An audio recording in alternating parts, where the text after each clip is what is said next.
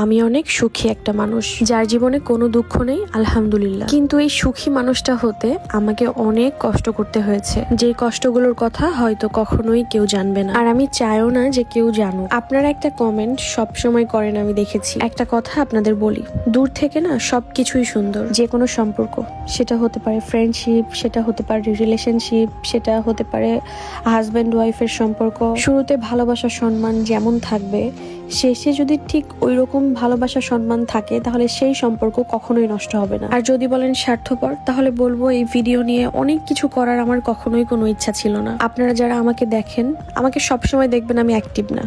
1 মাস video ছাড়ছি তো 2 মাস ছাড়ছি না, আর এই ভিডিওর টাকা দিয়ে আমার সংসারও চলে না। আপনারা কিছু কিছু মানুষ আছে, সবাই কিন্তু না, কিছু কিছু মানুষ আছে যারা এগুলো নিয়ে সব সময় কমেন্ট করেন। এই কমেন্টগুলো না আমাকে খুব কষ্ট দেয়, এই জন্য আজকে আমি এই কথাগুলো বললাম। ধরে নেন আমার ফ্যামিলি বা যে কোনো সম্পর্ক, যেখানে আমার হাজবেন্ডকে অসম্মানিত হতে হবে, যেখানে আমাকে নাথিং একটা পার্সন ভাববে, ওই জায়গাতে আমি কখনোই থাকবো না। এই কথাটা আমি কাউকে ডেডিকেট করে বলছি না, এখানে কিন্তু আমি আমার ফ্যামিলির কথাও বলেছি। সো আপনারা আবার যাকে তাকে ভেবে নিয়ে কমেন্ট করবেন না প্লিজ। আমার যখন যার সাথে সম্পর্ক ছিল, আমি আমার সর্বোচ্চটা দেওয়ার ট্রাই করেছি, সেটা যে কেউ হতে পারে। আমি একটা ভিডিওতে বলেছিলাম আমি একা থাকতে অনেক বেশি পছন্দ করি। তখন আপনারা কমেন্ট করেছেন, তাহলে গ্রুপে কেন ছিলেন, তাহলে এর সাথে কেন মিশেছেন, ওর সাথে কেন মিশেছেন। আমি বলেছি আমি একা থাকতে পছন্দ করি, এটা বলিনি যে আমি কারোর সাথে মিশতে চাই না বা কারোর সাথে মিশবো না। সব সময় আপনি যেটা পছন্দ করেন সেটাই কি করতে পারেন? কখনোই না। আমি একা থাকতে পছন্দ করি, কিন্তু এইদিকে আমার হাজব্যান্ড একেবারে আমার উল্টো। এখনো আমাদের বড় ভাই আছে, অনেকগুলো আপু আছে, সবার সাথে আমাদের খুবই ভালো একটা সম্পর্ক।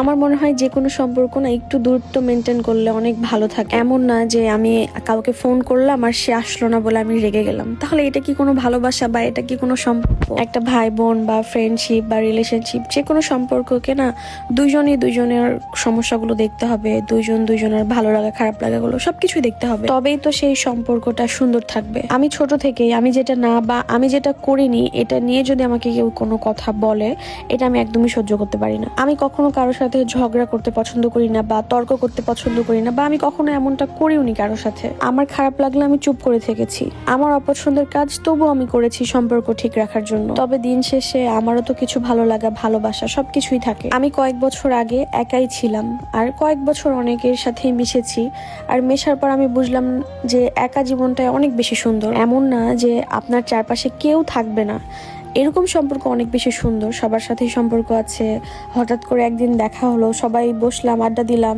ভালো লাগলো। আর এই যে এখন আমাকে দেখেন, আমি অনেক অনেক অনেক বেশি হ্যাপি। যেটা ইচ্ছা করছি, যেখানে ইচ্ছা যাচ্ছি, মাঝে মাঝে সবার সাথে দেখা হচ্ছে, বড় আপু ভাইয়া সবার সাথে, সবাই একসাথে সুন্দর একটা সময় কাটাচ্ছি, সুন্দর একটা দিন কাটাচ্ছি। সবকিছু মিলিয়ে আলহামদুলিল্লাহ।